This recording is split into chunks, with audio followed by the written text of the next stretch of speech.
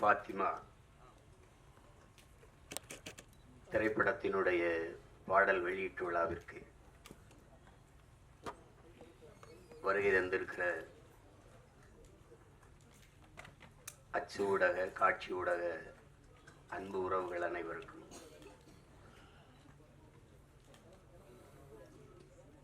மேடையிலே அமர்ந்திருக்கிற பெருமக்கள், கலைஞர்கள், அரங்கை நிறைத்து அமர்ந்திருக்கிற என் அன்பு சொந்தங்கள் அனைவருக்கும் என்னுடைய அன்பும் வணக்கமும்.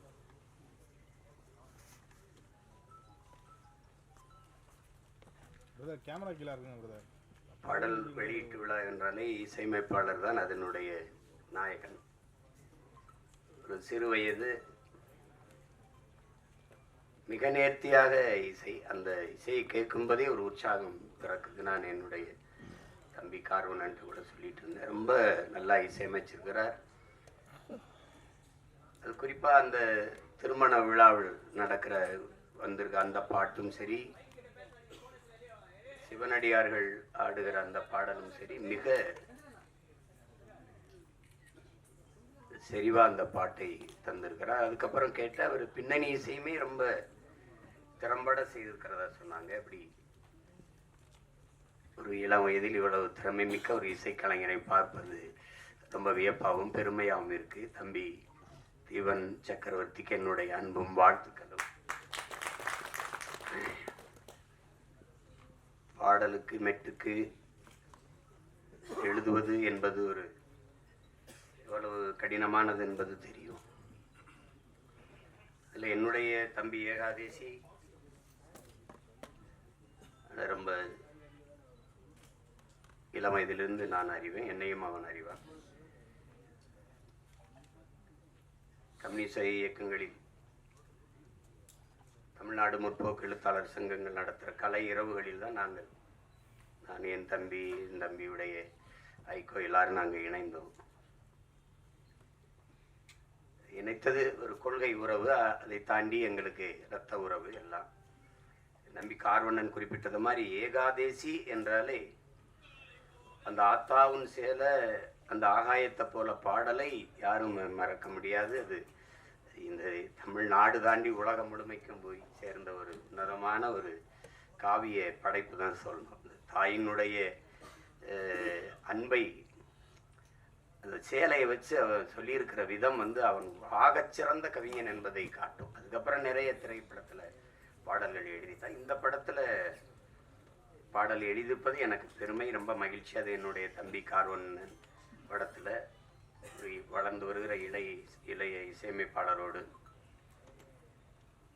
ஒளிப்பதிவாளர் என் தம்பி துரைமுருகன் தான் அந்த காணொலியை காட்டினார். அந்த முன்னோட்டத்தை அவர் எடுத்தோன்னே கேட்டது, இது யார் ஒளிப்பதிவுன்னு. ஏன்னா எனக்கு தெரியும் இது அப்படின்னு.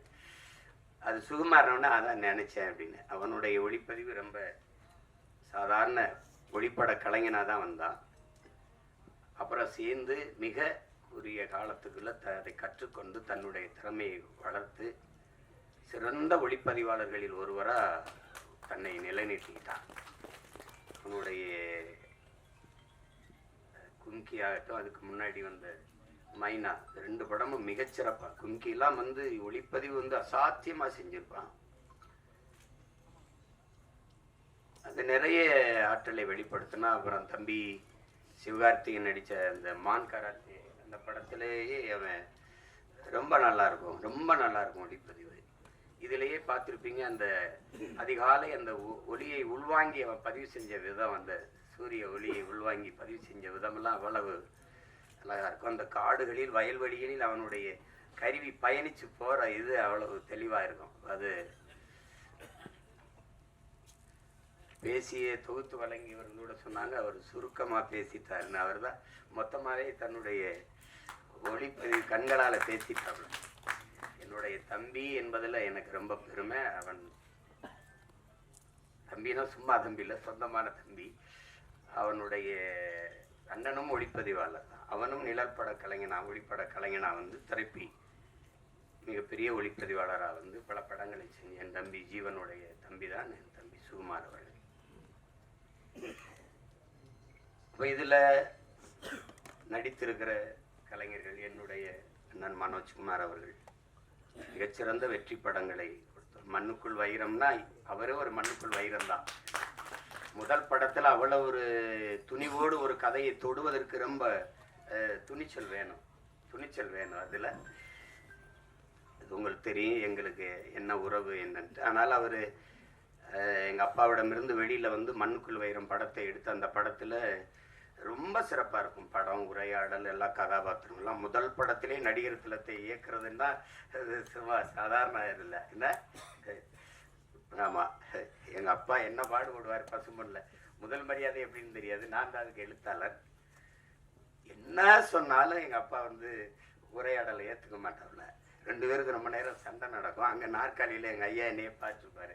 என் மேலே ரொம்ப அன்பு. என்னதான் ஐயா பிரச்சனை உனக்கு உங்கள் அப்பனுக்கு அப்படின்னா, இல்லைங்க நான் என்ன எழுதி கொடுத்தாலும் அதை வேணாம்னு கிழிச்சு போட்டேன், தூர போட்டேன். என்ன நீ என்ன நினைக்கிற, நான் என்ன பேசணும்னு நினைக்கிறேன் என்கிட்ட சொல்லு, நான் பேசிக்கிறேன். அவ சொல்லிடுவோம். காட்சி நடந்து வரல இந்த இடத்துல எங்கள் ஐயா எங்கள் அப்பா என்ன ஓகே அப்படின்ட்டு போயிடுவோம்ல. ஏல சொன்னோன்னே எங்கள் ஐயா அந்த வேட்டி தொடச்சிட்டு இப்படி தேடுவோம். அப்புறம் நான் அந்த கூட்டத்தில் நிற்பேன், இப்படி பார்த்துட்டு ஓகே அப்படின்னு கேட்பார். ஏன்னா நான் நீ சொன்னது வந்துச்சா அப்படின்னு ஓகே அப்படின்னு. ஒரு 2-3 தடவை இது நடந்துக்கிட்டு இருக்குது. எங்கள் அப்பா கவனிக்கல. ஒரு தடவை நம்ம ஓகே சொன்ன பிறகு வேற யார்கிட்ட ஓகே கேட்குறாரு யாரு அப்படின்னா, அப்படி திரும்பி பார்த்தா கூட்டத்தில் நான் உடனே சொன்ன இங்க என்ன நடக்குது அப்படின்னு நான் ஒரு பக்கம் ஓட, எங்க ஐயா ஒரு பக்கம் ஓடி தெரிஞ்சு அவர் அது மாதிரி அவர்கிட்ட அந்த பெரிய மேதையை வந்து முதல் படத்துல இயக்குறது என்பது சாதாரண ஒரு பெரிய வாய்ப்பு. மண்ணுக்குள் வைரம்னா வைரம் தான். அதுக்கப்புறம் எங்க அண்ணன் எவ்வளோ வணிக படங்கள் எடுத்துட்டாங்க, பெரிய வெற்றி படங்களை எல்லாம் கொடுத்துட்டாங்க. இப்படிப்பட்ட ஒரு படைப்பாளி இதில் நடிச்சிருக்காங்க. அப்புறம் எங்கள் அண்ணன் தேனப்பன் எவ்வளோ பெரிய படங்களை தயாரித்தாங்க. அவை தன்மையெல்லாம் எங்கள் அண்ணனுடைய தயாரிப்பு தான். இப்போ பார்த்தா எங்கள் அண்ணனை பார்க்குறதுன்னா நம்ம படங்களில் பார்த்துக்க வேண்டியது இருக்குது. இப்போ நடிக்க வந்துட்டாங்க. ஆனாலும் எங்கள் அண்ணனை வந்து அவர் குணத்திற்கும் அவர் படத்தில் நடிக்கிறது வில்லனா நடிக்கிறாரு, சகிக்க முடியல. எங்கள் அண்ணனா வில்லனா எதுக்கு நடிக்கணும் அப்படின்ட்டு. அவ்வளோ நல்ல மனிதன். தேனப்பன் வந்து ஒரு சிறந்த தயாரிப்பாளர், சிறந்த நடிகர்களோட மிகச்சிறந்த நிர்வாகி. அதனாலதான் எங்க அண்ணன் கமலஹாசன்லாம் அவரை கூடவே வச்சிருந்தாப்புல. அப்படிப்பட்ட ஒரு திறமையான ஒரு மனிதர் எங்க அண்ணன் தேனப்பன் அவர்கள். அதுக்கப்புறம் எங்க ஐயா மகன் தொகுப்பாளர் சொன்னாங்க, உங்களுடைய தமிழ் ரொம்ப நல்லா இருக்கு அப்படின்னு. தமிழ் கடலின் மகன் வந்து தமிழ் பேசலைன்னா அப்புறம் என்ன இருக்குது சொல்லுங்க. எங்க அப்பா, நான் அப்பான்னு தான் சொல்லுவேன். அழைச்சா ஐயா ஐயா ஐயா நல்லா இருங்க என்னங்கய்யா அப்படின்னு. ஒன்றும் இல்லை ஐயா, படிக்கணுமையா வாழ்க தமிழுடன். எல்லாரும் நம்ம வணக்கம் ஹலோ அப்படி தானே அழைப்பு எடுப்போம். நான் அழைச்சோன்னே நான் தானே தெரிஞ்சிடும், வாழ்க தமிழுடன் சொல்லுங்கய்யா அப்படி பேசுவோம். அவ்வளவு ஒரு அன்பு. தமிழ் கடல்னா தமிழ் கடல் தான். ஒன்று சொல்கிறேன், நானும் எங்கள் ஐயா மைனும், நான் தம்பி படம் இயக்குறேன். நாங்கள் எல்லாம் ஒன்றா பணி செய்கிறோம். அதில் கவி பேரரசு முத்தமிழ் பேரறிஞர் ஐயா வைரமுத்துக்கிட்ட பாடல் வாங்க போகிறோம் 2 பேரும் இல்லையா ஐயம்மனே. அப்போ இங்கே இருக்குது ட்ரஸ்ட்புரத்தில். அங்கே போய் உட்காந்து பேசிக்கும்போது நான் அறிமுகப்படுத்துகிறேன் ஐயாவோட பையன் அப்படின்னு. உட்காருங்கன்னு பேசிட்டு ஐயா சொன்னது ஞாபகம் இருக்குது வைரமுத்து அவர்கள். தம்பி, கம்பன் கூட அவன் எழுதின காப்பியத்தில் கொஞ்சம் வரியை மறந்தாலும் மறந்துருப்பான், ஆனால் அப்பா மறந்துருக்க மாட்டார் அப்படின்னு இல்லையா. அவ்வளோ பெரிய அறிஞன் அவர். தமிழ் கடல்னா சும்மா இல்லை. அப்படி ஒரு பேரறிஞருடைய பெரிய தமிழ் பொக்கிஷத்தினுடைய மகன் எங்களுடைய ஐயா மகன். எனக்கு எப்போவும் எங்கள் ஐயா மகன், அவருக்கு எப்போவும் நான் அராஜகன் தான். வேற அதுக்கப்புறம் உங்களுக்கு சொல்லணும்னா எங்கள் அண்ணன் MS பாஸ்கர் சொல்லி சிரிச்சுக்கிருந்தான். இவன்லாம் ஏன்டா நடிக்க வந்தான்னு சில பேரை தோணும். எங்கள் அண்ணன் ஏன் இவ்வளோ நாள் நடிக்க வரலைன்னு தோணும். ஒரு பின்னணி கலைஞனாகவே இருந்து திரைமறைவிலே தன் குரலாலேயே பல பேருக்கு நடிப்புக்கு உயிர் ஊற்றிய ஒரு மாபெரும் கலைஞன். ஒரு காலம் அவரை கைவிடாமல் கொண்டாந்து நம்ம முன்னாடி நிறுத்திடுச்சு. எந்த கதாபாத்திரம்னாலும் ஆகச்சிறப்பாக செய்யக்கூடிய ஆற்றல் இன்னைக்கு தமிழ் திரையுலகில் எங்கள் அண்ணனுக்கு தான் இருக்கு. அது பல படங்களை சொல்லலாம். அது சிறிய கதாபாத்திரம் பெருசு அப்படிலாம் கிடையாது. அதுவும் ஒரு தவம். என் தம்பி சொல்லும்போது சிவாஜி மாதிரின்னு எங்கள் அண்ணன் கூச்சப்பட்டார். நாங்கள் உங்களை சிவாஜின்னு சொல்லலை, அது மாதிரின்னு எப்படின்னா அந்த ஈடுபாடு. உதாரணமாக இப்போ எங்கள் ஐயாட்ட சொல்கிறேன். எங்கள் ஐயாவுக்கு பசுமன் படத்தில் நடிக்கும்போது அண்ணன் சிவகுமாரை உங்களுக்கு தெரியும், அது ஒரு பிசாசு. ராதிகா மேர தெரியும், அவங்க ஒரு பிசாசு. எல்லாருமே மிகச்சிறந்த கலைஞர்கள், அந்த திரையை உயிரா நேசிக்கிற ஒரு கலைஞர்கள். இது எங்க அப்பா கண்ணன் ஐயா ஒளிப்பதிவு எல்லாம். இப்ப இவங்க என்னன்னா எப்ப படப்பிடிப்புனாலும் அதிகாலையில ஒரு 5 மணி, அதிகாலையில ஒரு 4 மணி, அப்படி வச்சா இங்க இருந்து வண்டி போய் நாங்கெல்லாம் நிற்கும் போது ஒரு நாற்காலியை போட்டு ஒரு ஆள் உட்கார்ந்துருக்கும். அது யாருன்னா எங்க ஐயா நடிகர் திலகம் அவர்கள் உட்கார்ந்துருப்பாங்க. தினம் கூச்சப்படுவாங்க, என்னடா நம்ம இவ்வளவு முன்னாடி வந்தோம், அதுக்கு முன்னாடி உட்கார்ந்துருக்காருடா அப்படின்னு நினைச்சு இவங்க எல்லாம் கூடி பேசுறாங்க. நாளைக்கு எப்படியாவது நம்ம சீக்கிரம் அவருக்கு முன்னாடி ஒரு 5 நிமிஷமா அது முன்னாடி வந்துடணும்ட்டு. புரியுதா உங்களுக்கு? எல்லாரும் பேசி வச்சு வரும்போது அதே மாதிரி முன்னாடி நாற்காலி போட்டு உட்கார்ந்துருக்காப்புல. ஏண்டாடே ஐயோக்கிய பிள்ளைகளா, எனக்கு முன்னாடி நீங்க வந்துருவீங்களா அப்படின்னு. அந்த இதுல இத்தனை படம் நடிச்சோம், அந்த ஈடுபாடு, அந்த முனைப்பு, அந்த ஆர்வம், ஒரு துளியும் குறையாத ஒரு மகனை நம்ம பார்க்கவே முடியாது திரையுலகில். அது மாதிரி இப்போ எங்கள் அண்ணனுக்கு என்னன்னா எந்த கதாபாத்திரம் கொடுத்தாலும் அந்த அர்ப்பணிப்பு முழுக்க உள்வாங்கி அந்த கதாபாத்திரத்தின் தன்மையோடு இணைந்து வெளிப்படுத்துகிற ஆற்றல் இன்றைய தலைமுறையில் எங்கள் அண்ணன் எம்எஸ் பாஸ்கருக்கு இணையா யாரும் இல்லை.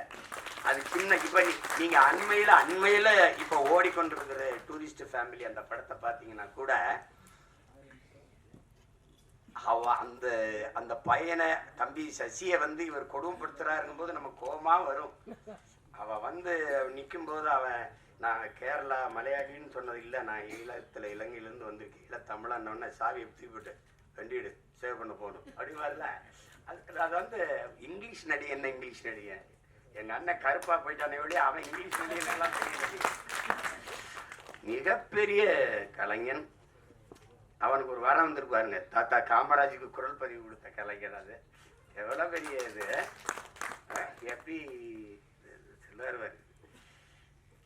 இதெல்லாம் இன்னும் எனக்கு நான் ஒரு தாய் குழந்தையோட ஐயா என் புருஷன் இப்படி போலீஸ் பிடிச்சிட்டு போயிடுச்சா, ஏன் பிடிச்சிட்டு போனாங்க, சும்மா பிடிச்சிட்டு போயிருக்க மாட்டாங்களே, இல்லை சாராயம் வித்தானே பாத்தியா, சாராயம் வித்தானா, ஐயா என் குடும்பம் அதுனா சேச்சே பாப்பா பாப்பா, அதெல்லாம் கொலகார போய் கொலை பண்ணா அவனை மன்னிக்கலாம், ஒரு குடும்பம் தான் போகும், சாராயம் வச்சாதான் ஊரே நாசமா போயிடும், போப்பா உடனே மன்னிக்க முடியாது அப்படிம்பாரு. அதெல்லாம் அது அந்த அவர் என்ன உடல் மொழியில நடிச்சாரோ அதே அளவுக்கு தன்னுடைய குரல் வளத்தால குரல் நடிப்புல போய் பொருத்தி பேசுறதுங்கிறது குரல் கலைஞர்கள்ங்கிறது சாதாரணம் கிடையாது, சாதாரணம் கிடையாது. அப்படி எண்ணற்ற படங்களுக்கு உயிர் கொடுத்த மகன் இன்னைக்கு திரையில நம்ம பாக்குறோம். நானே எங்க ஐயா மேனும் பேசிக்கிட்டு இருந்தாலும் ஒரு 15-20 வருஷத்துக்கு முன்னாடி வந்திருக்க கூடாதா அப்படின்னு.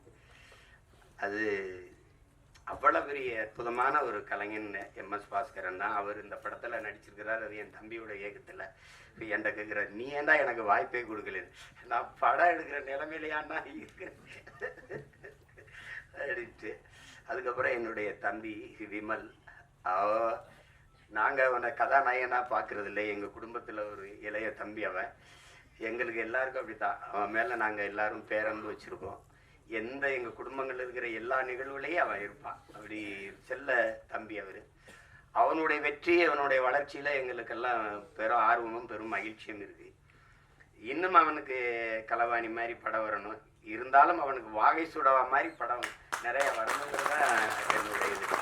அந்த படத்தில் என் தம்பி சக்குனமும் இன்னும் அவனுக்கும் அந்த மாதிரி ஒரு படம் வரணும். என் தம்பி விமலுக்கும் அவ்வளவு சிறந்த ஒரு படம். அது பல விருதுகளை எல்லாம் வென்றது. ஒரு வாழ்வியலை அந்த வறண்ட நிலப்பகுதியில் வாழ்கிற செங்கல் காலவாயில் இருக்கிற அந்த மக்கள், அந்த பிள்ளைகளின் கல்வி, எவ்வளோ சிறந்த படைப்பில் நடித்து அந்த தம்பி இதில் கதாநாயகன் நடிச்சிருக்கிறார். சாயா அவங்க எங்கள் அண்ணன் பொண்ணு, அவங்க மறந்துருப்பாங்க. ஒரு தடவை எங்கள் அண்ணன் மகள் நடிச்சுக்கிட்டு இருக்காவா அறிமுகப்படுத்தினார் யார் கண்ணன். நாங்கள்லாம் ஒரே குடும்பம், அதில் நம்ம வீட்டு பொண்ணு நம்ம படத்தில் நடிச்சிருக்கிறது பெருமை. அடுத்து சாஸ்திரிதா அவங்க கேட்டேன், அவங்க பேர் கனிமொழின்னாங்க. அவங்க இப்போ சேஸ்வதா ஏதோ பேரை மாற்றி வச்சுருக்காங்க. தமிழ் எப்படி அழியுதுன்னு கேட்டிங்கன்னா இப்படி தான் கனிமொழின்னு ஒரு பேரை மாற்றி வைக்கிறது அப்படின்னா என்ன பண்றது? ரெயின்போன்னு ரெயின்போன்லேயே தமிழ்ல எழுதுன்னு அதெல்லாம் நம்ம மொழியில பேர் வச்சுக்கிறது கூச்சப்பட வேண்டியது இல்லை. நீங்க நல்ல பேர், அதெல்லாம் உங்க பேரு கனிமொழி அவர்கள். அடுத்து என்னுடைய தம்பி குரு சுரேஷ், என் மண்ணுக்காரன், என் மேல பெரிய பாசம் கொண்டவன். என்ன மனசுல பட்டதை கூச்சமில்லாம பேசுவான். அது மற்றவங்களுக்கு வெறுப்பா இருக்கு. இப்போ என்னையெல்லாம் பார்த்தா சில பேருக்கு அருவறுப்பா இருக்கு, வெறுப்பா இருக்கு. என்னத்தையோ பேச்சு கிடக்குறாப்புல இருந்தால் அப்படின்னு. அது மாதிரிதான் அது அவனுடைய இயல்பு. அவனுடைய இயல்பு. அவனுக்குள்ள நல்ல ஒரு மனிதன் இருக்கான், நல்ல மனிதாபிமானம் இருக்கு. இரு உட்காரு. சிவன் கைகட்டி நின்னா சரியா இல்ல. என் பாட்டன் ஆதி பெரும்பாட்டன் கைகட்டுறது சரியா இருக்குது. அதுக்கப்புறம் விஆர் அவரு, விமல் அவரு. நீங்க நல்லா வரணும், நல்ல உடலை நல்லா பேண்டுறீங்க, உங்களுக்கு பாராட்டு.